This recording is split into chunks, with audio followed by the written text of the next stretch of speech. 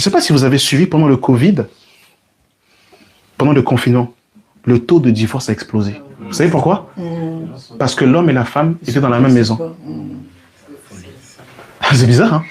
Normalement, en fait, les gens auraient dû davantage s'aimer. Mais c'est là que les gens ont divorcé. Qu'est-ce que ça révèle? Ça révèle qu'il y a beaucoup de colocataires. Les gens, il n'y a plus d'unité, frère. Parce que chacun, en fait, est pédalo, boulot, dodo. Les gens préfèrent passer du temps avec leurs collègues qu'avec leur mari, avec leur femme. Parce que quand tu te lèves, en fait, à 6 h du matin, surtout en Ile-de-France, pour ceux qui tu vas travailler à Paris, en fait, tu dors même dans le métro. En fait, tu dors plus dans le métro que dans ton lit. Tu es tellement fatigué que le drap, ça fait une semaine, tu n'as pas changé. Parce que tellement que tu es dans les transports en commun, tu as chaud, tu rentres, tu penses seulement que les gamins et que les boîtes de conserve. Donc en fait, la société a brisé le foyer, le couple. Tes désirs se porteront vers ton mari. Le Satan, il sait, il était là, il a entendu. Il était là, le diable, il a entendu. Dans la Genèse, il a entendu. Donc il a dit, ok, je veux faire en sorte à ce que les désirs de la femme se portent vers quelqu'un d'autre. La femme, en vérité, elle ne voit plus son mari aujourd'hui. On s'écrit plus par texto, par WhatsApp, mais on ne se voit plus. Quand on rentre, on est fatigué. Donc tu vois plus ton collègue et ta collègue de travail. Tu vois plus ton voisin et ta voisine. Tes désirs commencent à se tourner. Voilà pour moi le divorce est rentré. C'est pour ça qu'il faut beaucoup prier. Je vous dis la vérité.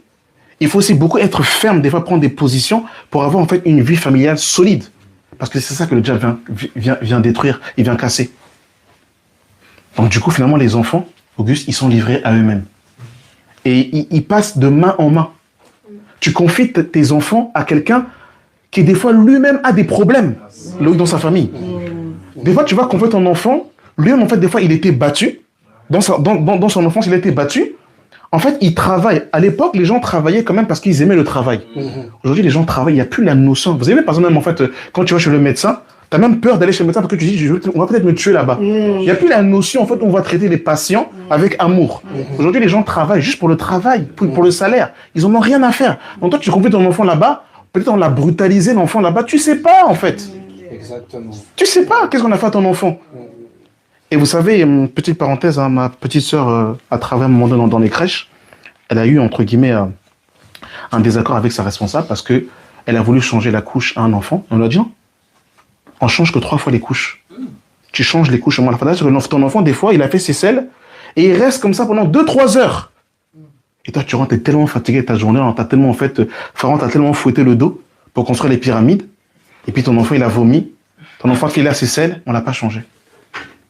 Voilà le monde dans lequel nous sommes.